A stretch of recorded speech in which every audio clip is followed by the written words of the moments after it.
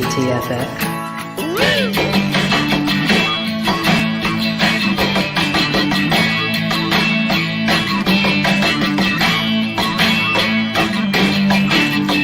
Once again, here is Drinking and Talking Fantasy Football with your hosts, Dustin Lunt and Jake Trowbridge. Welcome back to DTFF, folks. Happy Tuesday evening if you're joining us live. We are jazzed up and ready to go here. We are happy to be back broadcasting live on this beautiful, I want to say spring in the late of April, but in Wisconsin, not really, because when I woke up this morning at 4:30 to go to work, it was snowing. Some real horseshit. It was like the sleety, snowy. It was horseshit. So, but it's sunny now. Looking out my window, it looks really nice now. But I know it's that deceptively cold, sunny day. But regardless, happy to be here, folks. And co-host Jake Trowbridge, how are you doing this evening? I'm adjusting, Dustin. That's how I'm doing. I am adjusting to this horseshit weather. Yeah, I know people don't tune in to listen to us bitch about the weather, but for just a second, we have to elaborate because this past weekend was incredible weather. It was summer in our atmosphere, and all of a sudden, a day and a half later, we experienced like 4 seasons. And I'm just, I'm tired of it, Dustin. I'm tired of it. I feel like in Wisconsin, you know what we need to bring us out of this funk? What's that? A really good draft. And luckily we have the NFL draft coming up this week in just a couple of short days. Oh, I'm so excited. 2 days from now, I will be sitting down, possibly at a bar, you and I, eyes glued to the TV for hours on end, talking about the draft and seeing with which of the first round picks the Packers are going to take a quarterback with in this year's draft. Don't put that out there even facetiously, Dustin. I'm not ready for that. It's going to happen. I'm sorry. It's going to happen because someone's going to trade for Jordan Love come draft day, because one of the quarterbacks they want, because I've actually heard some of the other podcasts I've listening to that if Jordan Love was coming out this year, he'd probably be the highest rated quarterback or incoming rookie. So a lot of people still think he has talent, maybe not Russell Wilson level talent, but he's got talent. So don't be surprised if something like that happens, some draft day shenanigans.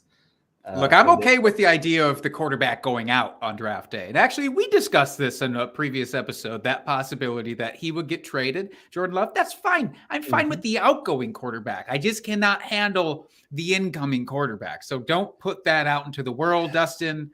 Please. I'm begging. All right. Sorry. All right.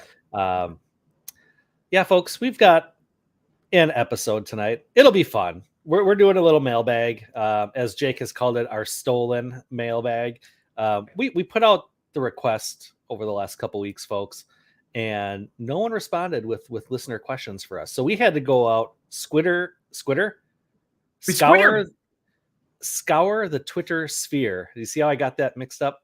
That's a new word. I'm calling Webster's dictionary immediately. Squitter needs to be in the dictionary, locked in. All right. TM. Into the Squitterverse, and no one responded. So we scoured and found some questions that we'll just use for a table for discussion for this evening. Since it's the NFL draft and we know everybody's really geeked out for that, because let's be honest, as far as fantasy football goes, this is basically Christmas. Maybe not Christmas. Maybe your birthday. Halloween? Is it Halloween? I mean, maybe it does get freaky on draft night. Well, that's probably a better analogy. I was going to say Christmas, but seeing how Scott Fish is handing out invitations this week for the Fish Bowl, that is literally Christmas. Because when you get that email, that is like opening the best surprise gift ever. That's true. So yeah, I think Halloween. Let's go with Halloween. NFL draft is like Halloween because there's a lot of shenanigans that does happen. So I like that. But yeah, so we're just doing a fun riff episode here, knowing that everyone's got their eyes focused 2 days into the future from this live show. Yeah, and you know what? I'm more excited for this. I am exhausted from all the draft talk, and I barely participate. I just absorb it. It's a one-way conversation. I just absorb all of the information. I'm tired of absorbing. I need to be wrung out, Dustin. If I were a sponge in this scenario, I have absorbed too much draft talk. We just need the draft to happen so that we can move on and start discussing the actualities of it instead of all these projections. That's right. So before we get into our stolen mail, not a federal offense, folks, Jake, you brought over a wonderful beer, which I'm pretty sure we've had on the show before. And I'm sure most listeners have probably had this beer at one time or another. We're talking about Guinness, a nice Guinness Drought Stout. Yes. I don't know if we've had the drought. We may have. So with the Guinness, of course, there's multiple variations. What I like about this one, Dustin, is if you shake it, you get that clack, right? That's my favorite part about pouring this bad boy out. It has that built-in, what do they call it? Like a nitrogenator? Yeah. So that when you pour the beer, you have to pour hard. So you pour the beer totally upside down into your glass, and then you get that nice nitro effect where the cascade. Yes. The Wayne's World cascade. Yes. And that's what you see in your glass. And it is lovely. Look, I'm pretty sure we had this over St. Patty's Day. Maybe not this one again, but the other Guinness. I don't know, man. It got cold. I was like, let's do something darker. And also my beer fridge is barren, so I need to replace it. Well, as is mine. So I'm glad you had a beer for us to enjoy. But yeah, Guinness can't go wrong. Nice. As a dark beer, very easy drinking dark beer. If you want to get into dark beers, this might be your gateway beer to do that because it doesn't taste super dark and heavy. It's got a nice amount of roast to it. Tickles the taste buds with that nitrogen on there. It's a good intro to dark beers if you're ever so curious about that. So that's the DTFF recommendation into dark beers. Perfect. There's your bridge. It's the bridge quarterback of dark beers or something like that. I don't know. I tried too hard to tie it back to football. It didn't really work, but that's okay because we're going to tie this next segment into football. It's our favorite segment, the drunk trade of the week. That's right. Drunk, hammer drunk. Drunk trade of the week. Dustin, I'm excited to talk about this submission for our drunk trade of the week. Comes to us once again from Reddit, from the user long jumping news 388 on Reddit. I cannot imagine the impetus for this name. I don't know where it came from, but I'm excited to talk about the trade. They say the night before our league's 2021 rookie draft, I got drunk and traded Derek Carr, Alvin Kamara, and a 2022 first for the 101 in 2021 to get Trevor Lawrence. I was drinking with my league mate and determined to get that pick no matter what. Obviously a horrendous trade, which I'm still paying for, but I still hold out a sliver of hope that it doesn't look as bad after next year. Dustin, are you grabbing that sliver of hope or are you throwing it away? Is Trevor Lawrence still going to come out of this fine? I think so. I'm on the hope side. Hope amongst hope, dream amongst dream. That T-Law will be just fine. Yeah, I mean we saw as a rookie year in a bad way for the ages for Trevor Lawrence. But I have hope he's going to improve. Is he going to be maybe the next coming of Peyton Manning that everyone thought? Maybe not to that level. I mean, that's a very, very high bar to reach. But I still think he's going to be a very good quarterback in this league, and will be in that top tier consideration year in and year out for years to come. But this is a lot to give up for the 101. So you got your 22 first, That's right. It Don't doesn't know say, still yet what it was. He didn't specify, yes, I'll or say they we didn't don't know specify where whether it this was was, late or but not. Yeah. so let's assume middle of the pack. So 105 to like 107 ish. We'll just Mhm. for this exercise, we'll just Sure. assume middle of the road. Derek Carr and Kamara. I mean, Kamara still worth a first easily, a single. Yeah. Even considering his age and Right. that possible suspension, yeah, I Right. still think you have to at least consider a first. I would say first, maybe first plus yet, Mhm. because I think Kamara is going to hang on longer than most running backs, only because he is so useful in the passing game. Maybe he won't get the first and second down work as much as he gets a little long in the tooth, but he'll still get that third down work for a number of years. So he'll be very PPR relevant for quite a while. And Derek Carr, again, looking back, hindsight, now that he's got Devontae Adams and he's been a very serviceable quarterback. And do we know if this was a super flex league? I am assuming a super flex league, but that was not mentioned. I think that's the only reason you would want Trevor Lawrence so desperately at the 101. Yeah, and I think given it's super flex, I mean you got a first. Carr is worth in a super flex league a late first. Sure. Probably. Maybe not last year at this time. And then Kamara's a first. I mean, that's a lot to give up to move up to the 101. I'm wondering if they could have gotten, just doing Derek Carr in the first. I don't know. I'm They not a big could fan of have. this. They could have done that, Dustin, but this is a drunk trade for a reason. This is Absolutely. not sensible, top of your mind. I get I'm that. with it. I'm with it. I'm just saying though. I think this is why we don't drunk trade.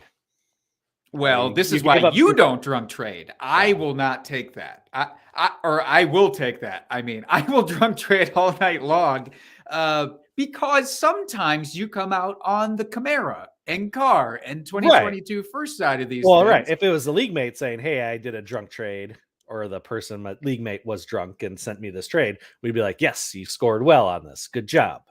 But they were drinking together. So the league Right. mate and them were drinking. So this did work out for one person. That's why I'm saying don't shoot down the idea of a drunk trade necessarily. You just got to be better about drunk trading. Okay. That's all. From the one side, not great. From the other side, great. There How you about go. that? Perfect. Yes, but that is the risk you take when you do this, of course. Yeah, I mean, I'm Absolutely. obviously with you. It's definitely an overpay for Trevor Lawrence. I mean, yeah, there's no getting around that. I am holding out hope that Trevor Lawrence is still going to become a top 10 quarterback in the NFL for fantasy, if for nothing else. And that's not what you paid for here. So it's still a hard pill to swallow. But, all is not lost with Trevor Lawrence. So yeah, it'll get better. Long jumping news 388. It really will. it will. As long as, like you said, he turns into maybe a top 10, top 8 quarterback. I mean, you're going to have him on your roster for 15 years, assuming your league goes that long. He's a guy that you're going to be able to set and forget for years to come. So that is hard to come by in fantasy football. So, I mean, it could work out really, really well here. It's too hard to say, or too soon to say, I should say.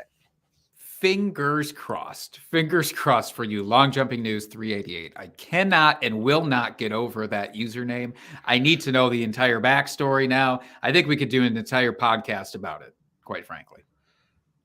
Well, but we won't. Yeah, let's not.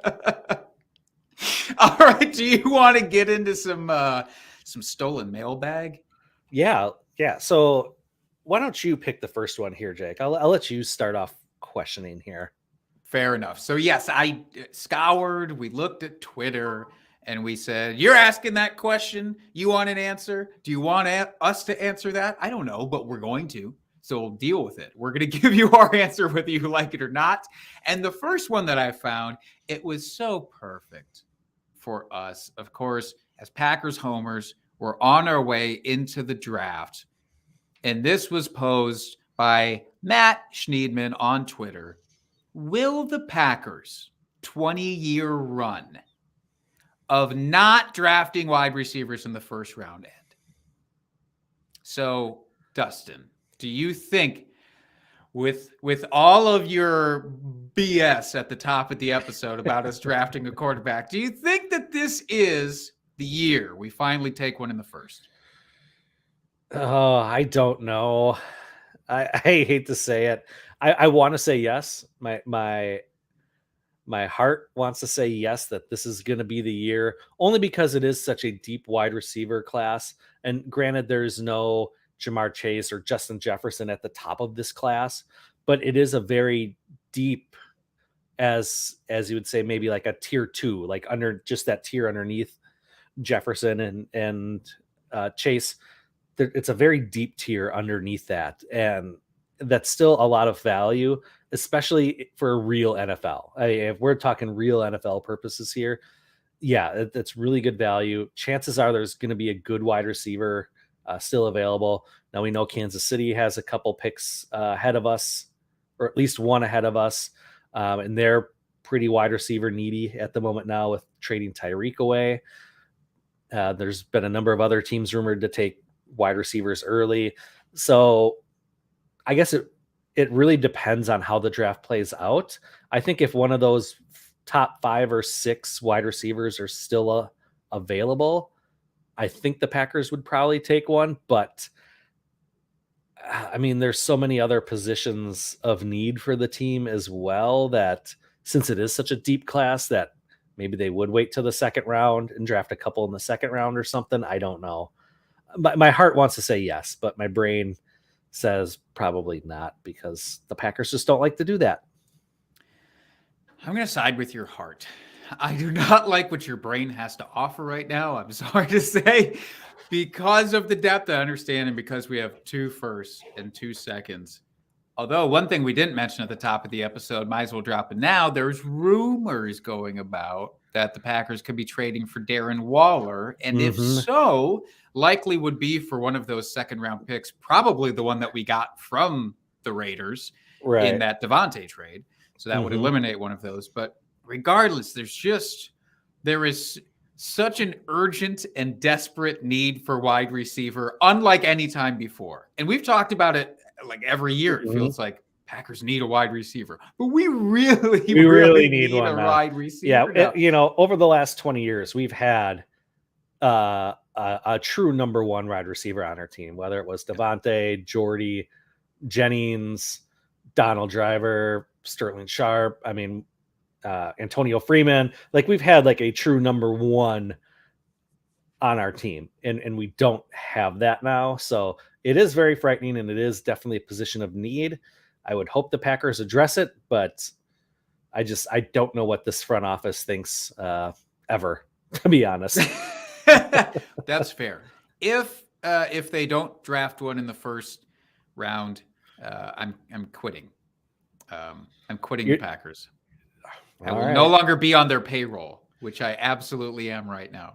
I will stop. So I'm gonna go with your hope that we do, but I understand why you might think differently. Is there a certain question that you want to peg out here? Yeah, as long as we're still talking draft. And this comes from @NFL Draft Scout. Who's your all-time favorite draft pick? This is a great question. It is. I love this. So obviously for ourselves and our purposes, we'll go with the Packers side of things. But if you want to elaborate and go outside of the Packers, if there's just, let's say over the last, 20 years, it's tough to say all time, your all-time favorite draft pick ever. But for me, I was so excited when we finally took a guy that I felt we should have taken, which was Jair Alexander. And this was recent, so I get it.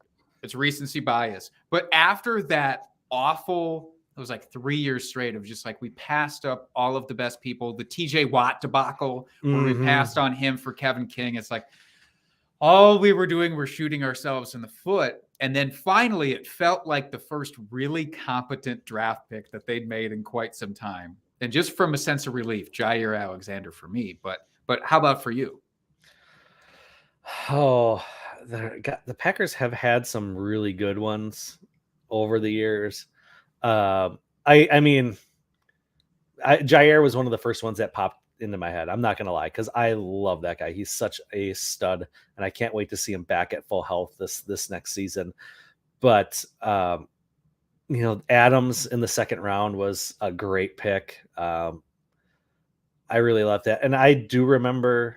I know this was a little before your time, Jake, being a Packer fan, and it pains me a little bit now to say it, but when Rodgers was drafted and he slid down in the draft and we were able to get him, I was really excited about that at the time, only because he slipped to 26 overall, and he was projected to be a possible number 1 overall pick. I mean, he was in that conversation, so for us to be able to get him, I remember, and that was the whole thing too when Favre was starting his annual "Am I going to retire?" campaign, and I was just happy to have like a quarterback there that I felt like was going to be a good quarterback and someone we could trust, which turns out very well for us. So that I mean, it seems like a very obvious one, but I do remember being like, oh, I can't believe. And as it got closer and closer to our pick and Rodgers kept falling, the excitement in me just grew so much with every pick. I was like, oh, this is going to happen.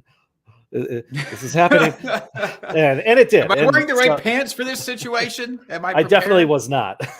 I think that's what I'm missing about this year's draft is there's nobody on that board where I go, if they were to fall to the Packers at our, couple of later round first picks, there's nobody where I'm like, oh, what a steal. Maybe a guy like Aiden Hutchinson, which is an obvious like top 3 pick, it seems like. But aside from that, so I missed that there's no kind of Aaron Rodgers in this draft class, but I'm with you on that, even though I didn't watch it live because that was before my time. That was a couple of years before I got on board the train. Outside of the Packers, is there anybody outside of the Packers that sticks out to you as just like, what a good draft pick? Oh, good question. I know. Thank you, NFL Draft Scout, for a great secondary question as well. Because I'll tell you, mine came up in my original answer, which was TJ Watt. It was as frustrating to see him passed over as it was great to see him land in a spot like Pittsburgh. And you're like, yeah, he's just going to dominate. And the fact that he had to slip a little bit, it was just like, there's that chip on the shoulder. Yeah, go get him, TJ. Yeah, that's right. No, that's a good one. That's a good one. I think, most people would probably say, nah, I won't even go there. That's fine. I'm done. Pass. Oh, wow. Okay. All right. I'm moving then. Let's switch gears here. Look, we said we weren't going to obsess over the draft because everybody's obsessing over the draft. So let's move along to our realm, our fantasy football realm. And I want to lobby a softball here to open things up. This one comes from Empowered FF on Twitter. Dustin, what's your favorite part about playing fantasy football? I have to choose one thing. You got to choose one. It's all amazing. Let's give me a break here. Oh, come on. Don't you give me that answer. You get specific. You get real specific now. All right. My favorite thing about fantasy football is I love startup drafts. Good answer. Family Feud. Good answer. They're so fun. And this is coming off of me just finishing my first startup of this off season. It was so much fun. And that excitement of getting your guys or going after your players, trying to see how late you can take one of your sleepers, one of your guys you have pegged in the later round, how late can you hold off before someone else snipes you, or actually getting sniped and sniping other players, and just the chat going around in the startup. Like, the whole thing about startups is just so much fun. That is probably my favorite thing. What about you, Jake? That. I respect that. I love a good startup draft for all the reasons you mentioned. And also just because it's the most activity that your league is ever going to have is on that day. Like the trades, the trash talk, it all comes in all at once. I'm obsessed with trading. I'm that guy who every other day I want to be looking at my teams, figuring out a way to make a move. Now, maybe you might say that's because my teams aren't very good. And so I need to just keep trading. And you might be right. No, that's but it not doesn't true. Change the fact. It's very possible, but I just love that It's the constant analyzing, right? You're constantly racking your brain to figure out, all right, how can A, my team get better, which is the most important thing, of course. But B, how can I do that in a way that makes sense for this person? And it's just like a little tiny puzzle. You know, It it's is a little puzzle you got to put together. And it's might be missing an edge piece here and there sometimes, you know, and you got to figure out a way to just jam something in there. Ultimately, that's maybe not the best way to phrase that, but I think it's applicable. But yeah, I love trading, and I likely do it too much. But you know what? I don't think there is football, such a play it thing. my way. There is no such thing as too much trading, Jake. There is really not. Good. That's part of the game. That's and you're always looking to, you know, it keeps activity going in your league. Right. Because one trade you do might start off a flurry of other trades. And you know, your team is never complete. No matter how good you think your team is, you're never guaranteed a championship. And I mean, it doesn't matter how sexy your roster looks, it can get sexier. There's always that other piece you can pick up. So we can get sexier. It can. It really can. So that's a good one. But I mean, let's be honest though. Everything about fantasy football is terrific. Oh yeah. Well, everything. Yeah. How about the managers who never look at their trade offers? Okay. You think that falls under everything, Dustin? Okay, fine. If you're gonna throw a wet blanket over this, then fine. You win, Jake. I'm here to poke holes. Also, that's my favorite part about fantasy football, really, is somebody saying that I win. So thank you for changing my answer at the last second. All right. Next question. Let's see here. So from It's Just Fantasy. Who would you rather have on your fantasy team for 2022? Just for this next year, Mark Andrews or George Kittle? I had a bit of a heart palpitation when I read this question because part of me wanted to say neither. And that's plainly based on their cost. So if we're looking at it from a redraft perspective, they're both going to fall into that thing of like, I'm going to have to draft you within the first 2 rounds, probably still. Back half, probably the second round is the latest you'll get either of these guys. I don't really feel comfortable doing that with either of them.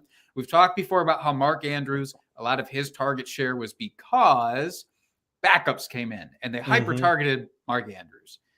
And when Lamar was in there, he was still really good, don't get me wrong, but he wasn't that moonshot that he was with the backups. George Kittle, I worry about the new quarterback coming in there with Trey Lance, how the target distribution is going to go there. We talked about it a bunch last offseason when I expected Trey Lance to take over, and he didn't. But and also this is also very dependent on right now, just in light of like the whole Debo trade rumors and everything. Like if Debo's on the team, that totally sways how I would answer this question rather than if he's traded away. Well, then I would probably smash George Kittle instead of Andrews.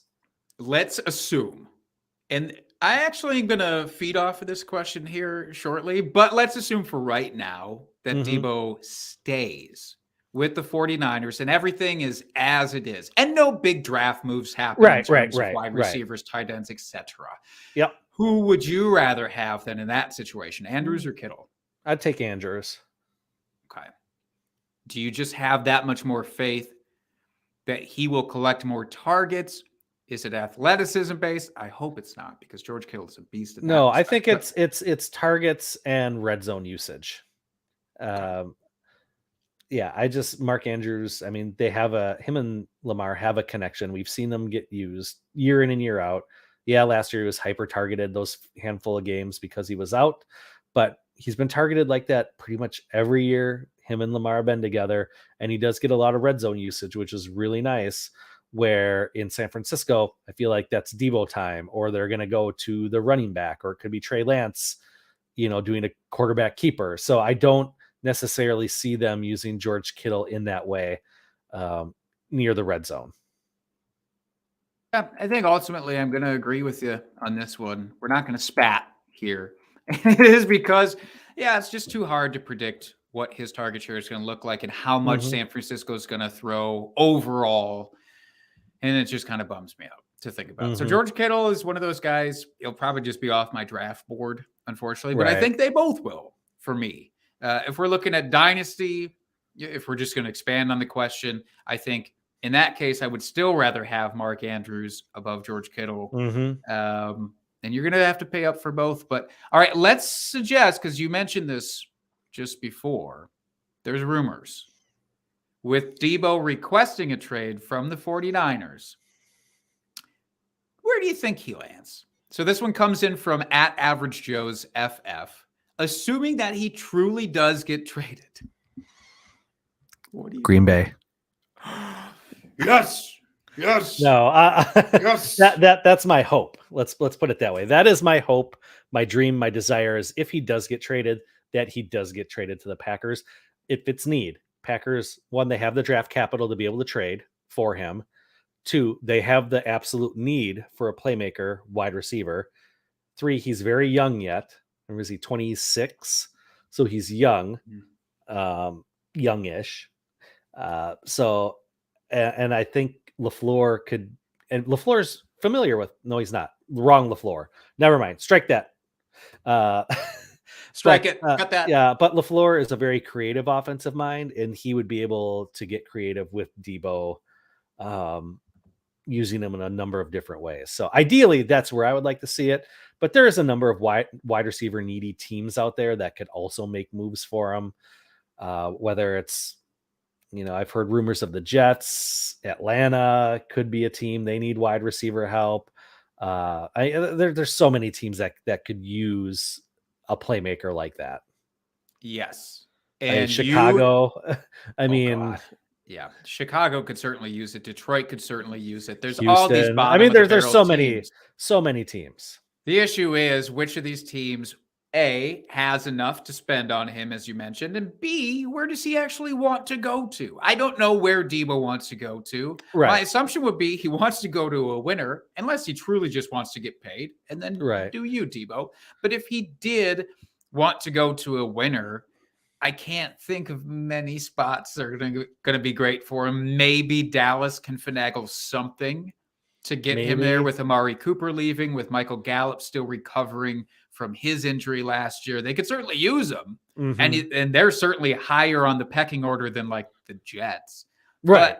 But for fantasy, if he's not going to stick around in San Francisco, and if he's not going to go to Green Bay, like we would both love to happen, put him on Atlanta. I like the call there with the Falcons because Arthur Smith has at least shown he knows how to use a guy that's versatile. That is that versatile.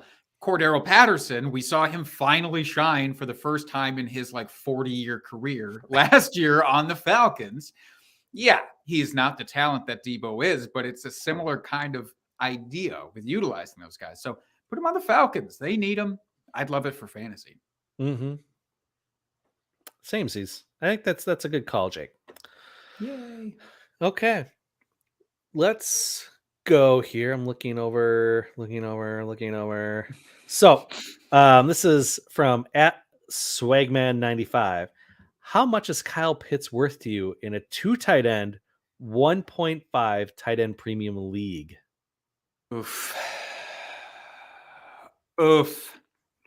Dustin, the thing about Kyle Pitts is that, I think I've told you this before, I'm going to pay whatever it takes to get Kyle Pitts on my team.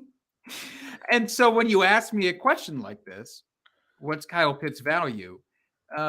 It's whatever I have to pay to get him on my team. So, but here's the thing: in a start 2 tight end league, I'd pay 3 firsts, easy. Yeah, and it's 1.5 tight end premium. But the fact that you have to start 2 tight ends every single week, this isn't like a super flex. You have to start 2. So to have a stud in your lineup week in and week out is vital. I mean, you can get away with you streaming a lower tier tight end, but at that point, if you're starting 2 tight ends, there's not a lot of streamers out there. Like, you have to have a lot of tight ends on your roster. So to have that one that you're getting guaranteed big production out of is huge. So, I mean, going back basically what you're saying, whatever you have to pay to get him is going to be worth it in the end. Yeah. And I'm already close to doing that, or basically doing that, and start 1 tight end leagues with Kyle Pitts of just whatever I got to give. I understand it's going to be a lot. I'm fine with it. This isn't a situation where I want to skimp. And in this one, start 2 tight ends. You'd said 3 first-round picks. Totally fair, because I'm thinking in a 1 tight end league, I'm giving the 101 this year, and I'm giving a first next year, and man, I'm still probably feeling comfortable with it. Assuming that I project that it's not the 101 again next year or something. Right. And then I might in a 1 tight end league. So start 2 tight ends, 3 firsts is on the table for me all day long. Yeah, absolutely. Oh God. I need more Kyle. I've been waiting. I've been trying to wait. Listeners, we always talk about like the ideal time to trade away your draft picks. And I try and wait until basically on the clock during the rookie draft to trade those away to get the maximum value. But it's been tough because I'm trying to save those up to go out and get Kyle Pitts on rookie draft day. So we'll see how it goes. I would like to pivot away here from tight ends, and I'd like to move over to running backs. So in Dynasty, who would you rather have? We've got Joe Mixon or Austin Eckler. This comes from @RyanMiner_FFB. Mixon or Eckler for you? Eckler. Just straight up Eckler. Are you not concerned at all about longevity? Not really. Eckler's not that much older than Mixon, if I'm correct. I think maybe a year apart. That sounds right. I feel like Joe Mixon is always younger than people. I do think Mixon is younger. I want to say Austin Eckler is like a year older, year and a half, something like that. I don't think they're too far apart in age. One is my just general bias against Joe Mixon. So if I have the option of pivoting to someone else that's in that same tier for me of running back, I will do that. So that's why I pick Eckler. But I also like Eckler for his pass catching ability. We've seen him use that where Joe Mixon, he gets some and he has good hands. He can catch. But with all those other pass catchers on that offense, they don't really need him to be catching the ball a ton out of the backfield. So I would rather take, especially in PPR, I'd rather take the player that's going to give me more of that PPR upside. I'm trying to get out of my head with the Joe Mixon anti-venom that I have here. I need to look at this practically. The thing is, both of these offenses are fantastic and look like they should be fantastic for a very long time because both of these young quarterbacks, Justin Herbert and Joe Burrow, obviously the pieces there for wide receiver are comparable. I mean, Keenan Allen, I will not tolerate any Keenan Allen slander. He's fantastic. Mike Williams is very good when he's actually healthy. Does it compare to Jamar Chase and T. Higgins? I don't know. But the point is, the entire offense moves for both of these teams. Yep. So to cut you off for 1 second. So Austin Eckler is 26. Will be turning 27 in May. Okay. And Joe Mixon is 25, turning 26 in July. Okay. So they're about a year different. It doesn't really matter then. Honestly, when you're playing with this, I'm not worried about their age so much. I'm just more worried about like Austin Eckler's handling the big workloads that we didn't really get to see until the first time last year. So I'm a little bit more nervous about that. But again, all other things are pretty much equal. I think I would still take Mixon in this one. I think I would rather have Joe Mixon in Dynasty. It's a sad day that I finally answered positively about Joe Mixon. I think they're very close. I don't think you're gonna go wrong either way with either player. For me, they're in the same tier, and that's one of my dividing factors. Is I'm just not a huge Joe Mixon fan, even though I am starting to come around and I am softening my stance on my anti Joe Mixon slander here. But I am an Austin Eckler stan as well. So given those things, it's close though. It's like I said, it's not like you're going to go wrong with either player. They're both going to be top end running backs for the next couple years at least. So you're kind of splitting hairs, to be honest. It is, this is just the type of question where it's like, yeah, get both of them on your team if you can. Mhm. But Yeah. if you're looking to trade one or the other away, hypothetically, and somebody else has the opposite player, it's just that thing of, ooh, I can get that player and maybe a couple of thirds, dart throws or something. But yeah, they're basically even. All right, get us away from Joe Mixon. We got to move on from him. All right, so dirty. Well, this one's going to be dirty too. This comes from at Trophy Smack. Which division has the worst quarterbacks on average? Like overall, you take the entire division, you average them all out. Which division has the worst quarterbacks? Okay, I'm trying my hardest not to let one quarterback cloud my judgment because, as you said, it's an average. Mm-hmm. It's an average. We shouldn't shit on one quarterback who is sort of weighing their division down, but it's kind of hard not to. It's really tough for me right now to look at Daniel Jones on the Giants and not want to include him in this conversation. And especially because, look, Dak Prescott is great. Okay. Jalen Hurts can be great. Very good for fantasy. Very good for fantasy. Yeah, and maybe that's a good point to distinguish here. Do we want to look at fantasy? Do we want to look at actual NFL? I'm looking at fantasy for our purposes. Same. So the longevity there with Jalen Hurts, you don't know about. With the Commanders, now there's Carson Wentz. That does not inspire confidence either. So you're looking at Dak kind of holding up everybody in that division right now. So I kind of want to say it's the NFC East. Point, but counterpoint. Ooh. NFC South. You've got Sam Darnold. Yeah. You've got Marcus Mariota. I like him.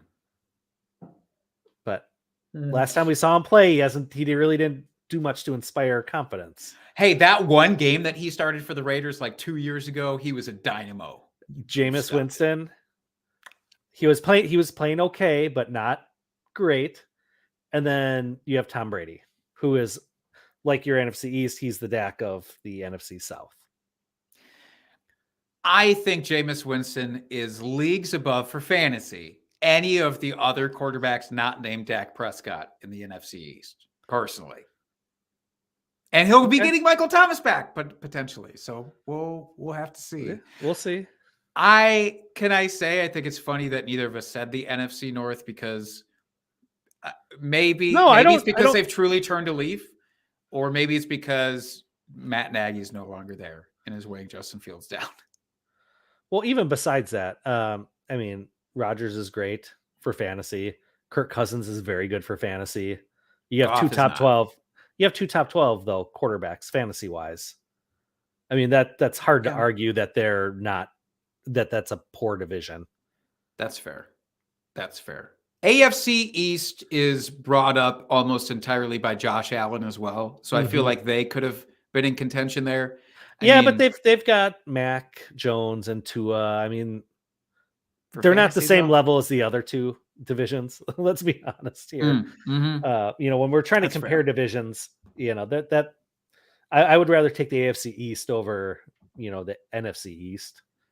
I have an idea. I would love to bring this question into every single episode of our upcoming divisional breakdown series. Ooh. And I'd like to ask each person from their division who they believe has the worst quarterbacks in the other division. Because I'm guessing there's going to be some rivalry talk there too. Absolutely. A lot of like, my quarterback's amazing, but these other teams are shit kind of thing. Yeah, I like that. I'd be very curious to see. Let's do that.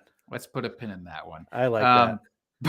But for now, let's move along here. One more draft question, but we're looking backwards at the draft. Okay. So I want to know, because I don't think anybody's inspired by him. Dynasty Nerds just asked, would you call CEH, Clyde Edwards-Helaire, a draft bust at this point, 2 years in. Do you think he qualifies as a bust? I don't know. I don't know if he'd go so far as to say he's a bust. He's definitely bordering on that. Because it's not like he hasn't produced at all. I mean, his rookie year, he produced decently, just not what we were expecting him to do in that offense. Like, what do you have, over 1,000 yards? And he was like a mid RB2. Yeah, he was like a mid RB2, I think, after his rookie season. I know last year had some injuries and, wasn't the best season, but I don't know if I'd go so far as to call him a bust, but just not living up to the hype, I think, especially in the fantasy sphere. Yeah. Yeah. Okay. Let me put it this way. CEH has at this point missed about 10 games over his first 2 seasons. So he's already missed 10 games. And I think that that is clouding people's judgment with him a little bit, because I just pulled up, I was curious.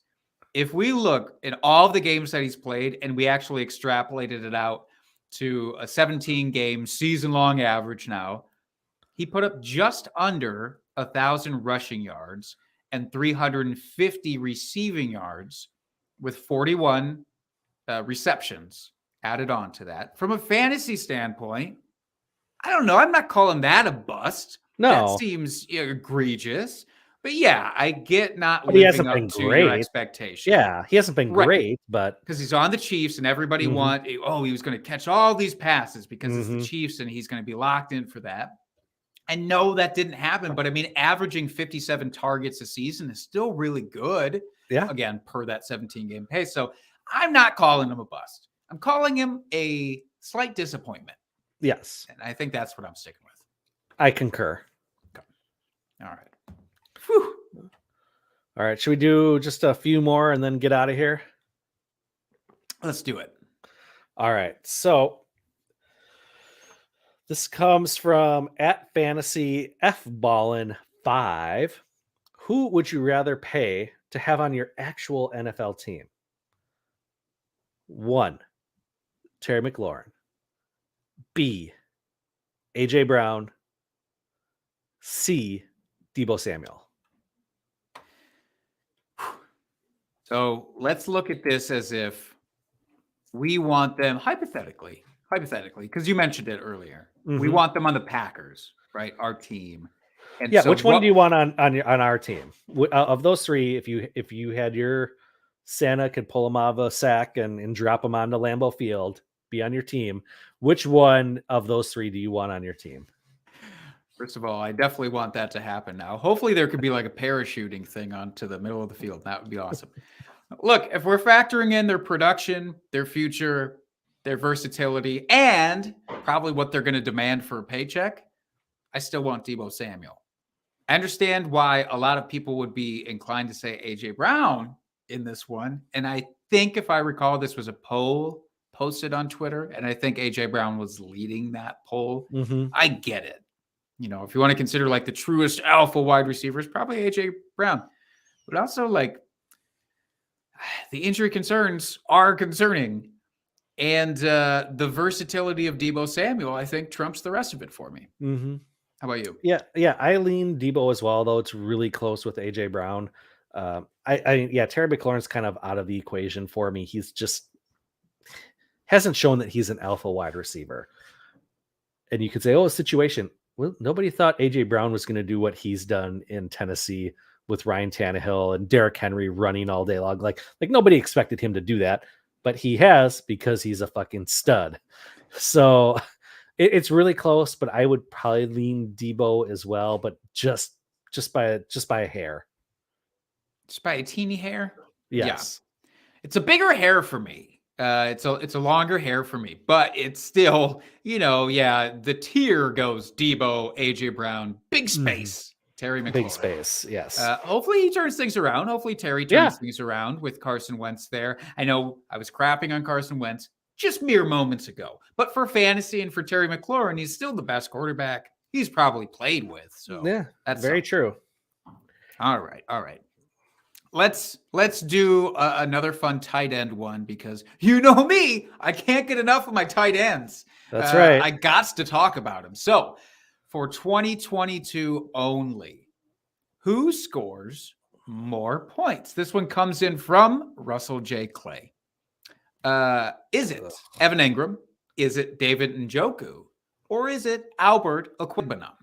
Oh, I think I puked in my mouth a little bit when I saw this pop up. This is a gross question. Aren't all tight end questions kind of gross questions, though? No, this one is especially gross. But All right. as much as it pains me to say, Evan Ingram. You want the recently signed Jag Yep. out of this The particular group. Jags. Yes. Okay. I want the Jag of all Jags of Evan Ingram. One, we've seen him do it before. Like, he has had very good fantasy season singular. I'm sorry. True. Didn't mean to give him more credit than he's due here. He had a very good fantasy season. And I just think and we talked about this a little bit last week, I believe. I think a change of scenery is going to do him good. And I'm not totally sold on those other offensive pieces with the wide receivers they brought in, that they're going to demand all this target share. So I think of all of them that he probably has the best opportunity to score the most points. Yeah, I get what you're saying. I am just so enticed by Albert Okwuegbunam now that Noah Fant is out of Denver. And Albert steps atop the depth chart now. He's finally the guy. We saw little bits and pieces of it last year where he was asked to do a lot, and arguably sometimes more than Noah Fant was. And then Noah Fant's now gone over to Seattle. Russell Wilson comes in for the Broncos. I know that there's a lot of pieces there. There's a lot of guys. Cortland Sutton, Jerry Jeudy, Tim Patrick. I understand it all. And then that nice running back tandem who is still potentially going to be there. Maybe Melvin Gordon even resigns. We don't know. And I get the too many mouths thing.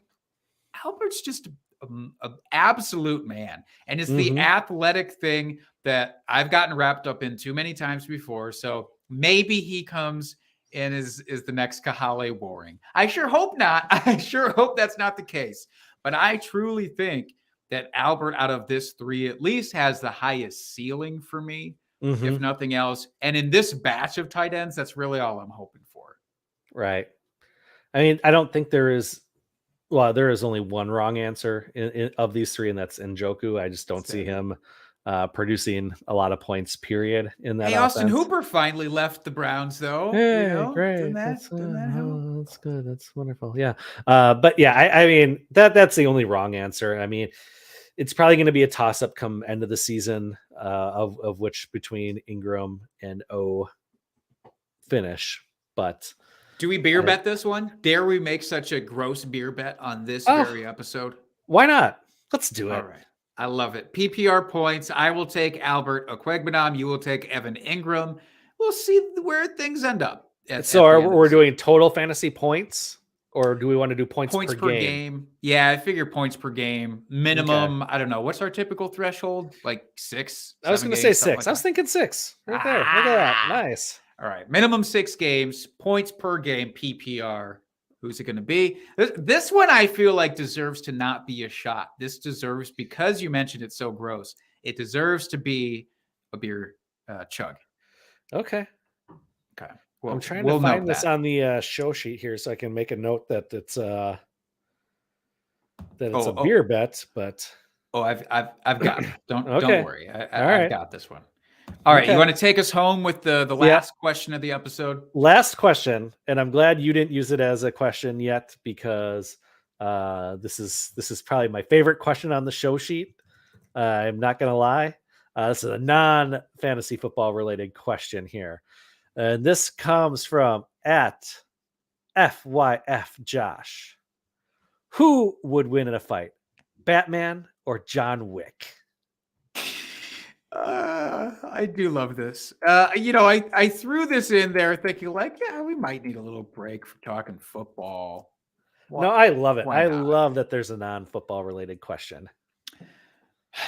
All right. Do you want me to go first with this? Yes. I would love to hear your side of this first.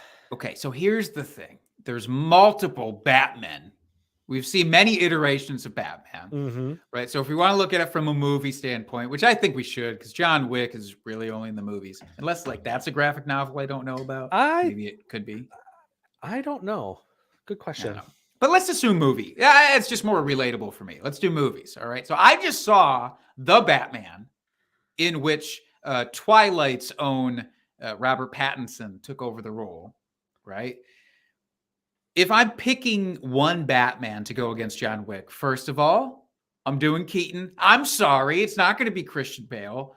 I still want Michael Keaton out there fighting against John Wick because I've always secretly, I think, wanted Keanu Reeves to fight our guy. And I think Michael Keaton could take, it couldn't take him. He could hold his own. I think from an entertainment perspective, it's the best.